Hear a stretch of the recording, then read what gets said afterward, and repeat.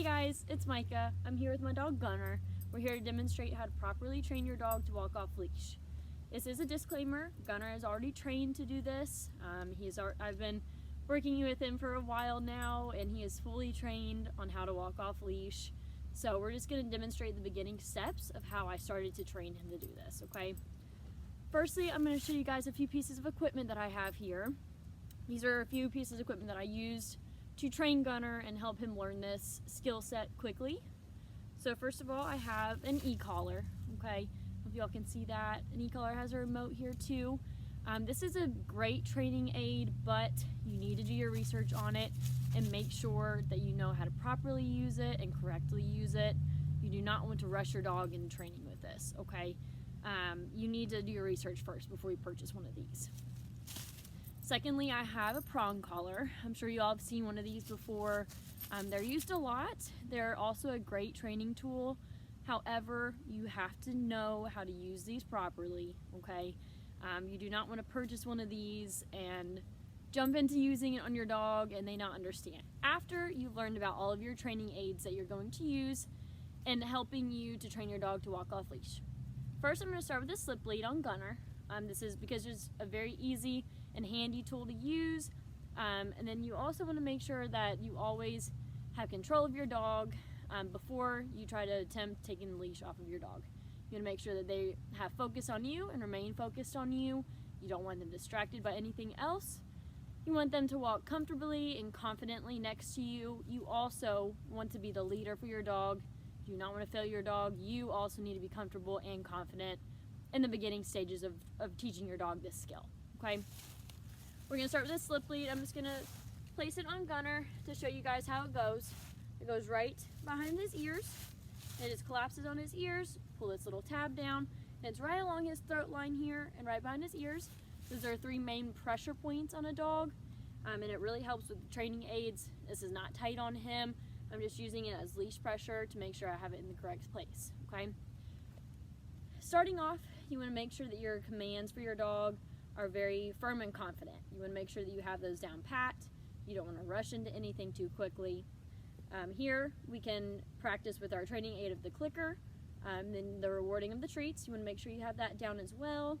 You can start practicing with your regular commands such as down or sit, or tell them to give you a shake or a paw.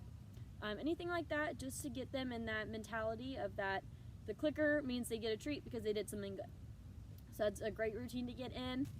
After nailing down your recall command, because that is the most important command that you need to teach your dog, you can then introduce a few more commands to help him in his learning process of learning how to walk off of a leash. My top few for Gunner are heel, stay with me, and leave it. Those are the top 3 that I've used that have really helped Gunner in learning this skill and mastering this skill of walking off of a leash. The heel command, Gunner heel, is where I just place him right beside me and I want him to say, that was not good, heel, good boy, good heel, sit, good boy. This is where I want him to stay right beside me. He primarily takes the left side and that's where I want him, on my left side. So I can contain him and still be in control of him when I'm walking. This comes in handy if there's a person passing you on a trail or if there's a dog passing you on the trail. This falls in line with your recall command. You're calling your dog back to you so you can go ahead and get that control of him again, okay? That's a big one. The leave it command that I've trained Gunner to do, he has a strong prey drive, very high prey drive. If he sees a squirrel, he wants to chase it. So leave it means that he needs to leave it. He needs to leave it alone. He needs to pay attention to me. He does not need to pay attention to the squirrel. That comes in handy in so many situations. Another one is stay with me. So when I'm walking him off of a leash and he's in front of me, I don't want him to go too far because I don't want to lose sight of him, and I also want him to not lose sight of me. So stay with me means that he needs to stay a close distance away from me. He can still walk by himself, but he needs to be close to me where I can still see him and he can still see me. So we want to make sure that all those basics are down pat first, and then you can move on to the process with walking off leash. So I'm going to let him explore a little bit. Another command that I use to train Gunner is called free, okay? So he's free right now. I'm going to ask him to come back to me. Gunner here. That's exactly what I wanted. Click, reward, And see how he came back to me? That's perfect. That's exactly what I wanted him to do. Now I'm going to give him that free command. Gunner, you're free. See how he walks off, okay? Now I'm going to call him back. We're going to put him in a heel. Gunner, here. Heel. Good, sit. Yes, good boy. Just like that, okay?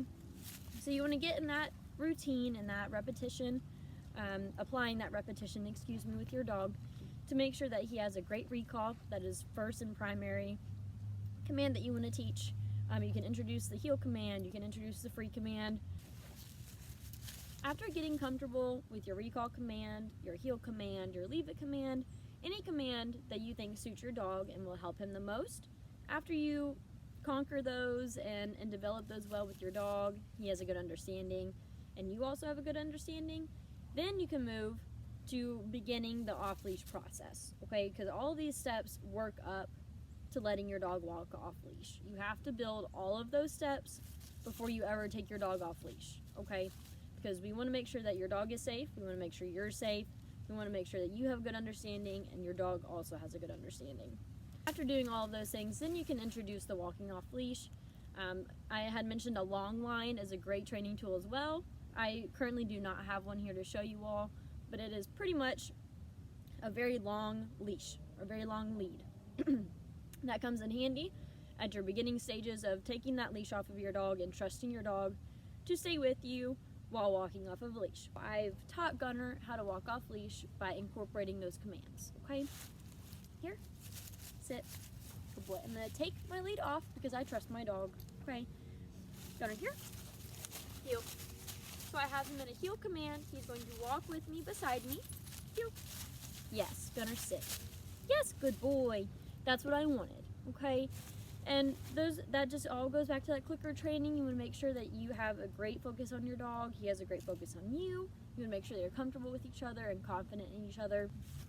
Training your dog to walk off of a leash is not an overnight process. This is a process that falls back on all the essential commands that your dog needs to know. All of those essential commands lead up to training your dog to walk off of a leash. You have to be patient, you have to be understanding, and you have to be repetitive. You have to be a leader for your dog. Your dog does not understand off the first try and won't get it off the first try, so you have to be patient. And again, thank you guys for watching, and of course if you have any questions, I'm always here to help. I'm happy to help, so feel free to reach out. Thanks guys.